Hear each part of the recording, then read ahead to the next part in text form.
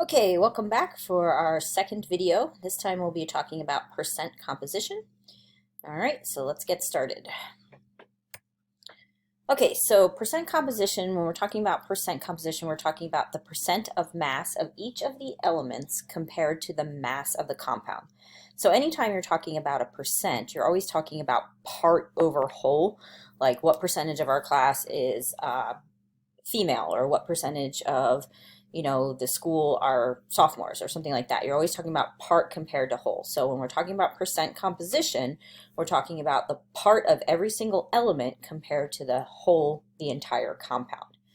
All right, so we'll be finding the mass of each of our elements as well as finding the mass of our compound and doing a little bit of comparison for those two. All right, next. Okay, so we're going to calculate it by finding the mass of each element divided by the mass of each compound. So of course the last video we learned how to find the mass of the compound, and so now we're going to take the individual elements divided by the mass of the entire compound. To make it a percent, we times it by 100, and there we have the percent of the individual element for each of the individual elements in our compound. All right, so example. So we want the percent composition of copper sulfate. So first step, of course, is finding the mass of each element and the mass of the compound. So we have the mass of copper, we have the mass of sulfur, the mass of oxygen. Okay, of course, there are 4 of those. So, 4 times the individual mass of 16. So the total mass of our oxygens are 64. All right, so the mass of the compound is 159.61. We added them all together, of course. Grams per mole, or you could just use grams, is fine as well. But since this is the molar mass, that's why it's grams per mole. That's the mass in grams for 1 mole of the substance of this compound. Okay, so like I said, now we have the parts here, but we also had to find the mass of the whole, the compound. So now we just do the part of each. So here's copper's part compared to the whole, the mass of the compound, times it by 100. Okay, now I just round this to 2 decimal places since each of our masses have 2 decimal places. Of course, it's been a while since we've had a unit that had a lot of math in it. This unit will have a lot of math in it.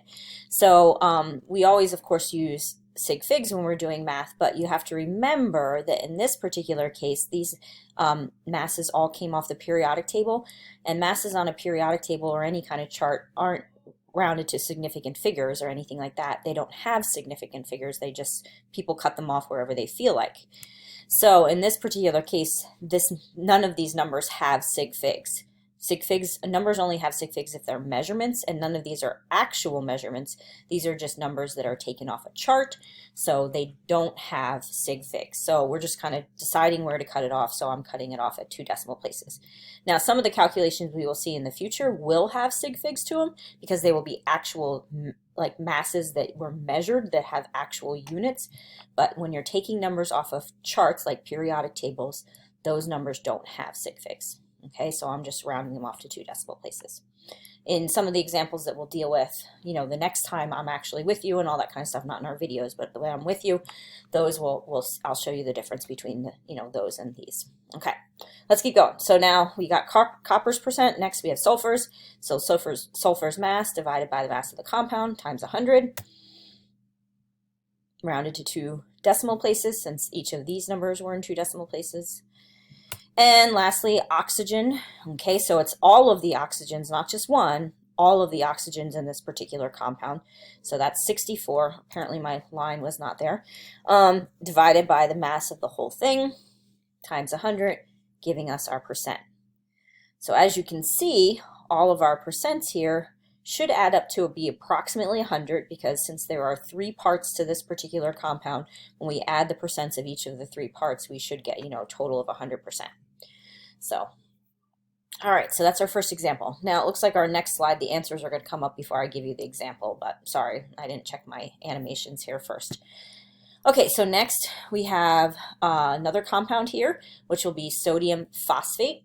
Okay, so we do the percent of, first we find the mass of each of our elements. So there's 3 sodiums in this case. This is the mass of just 1 times 3. Here we go. Mass of P, there's 1 of them, times the mass of it. Okay, and oxygen, there's 4 of those. Okay, so this is the mass of each of our individual elements. We add them all up. Here is our total mass. Okay, so now we're ready to do our percent. So it's the percent of sodium, which is the mass of sodium divided by the mass of the whole compound, times 100. Then it's phosphorus divided by the whole compound. Then it's oxygen divided by the whole compound.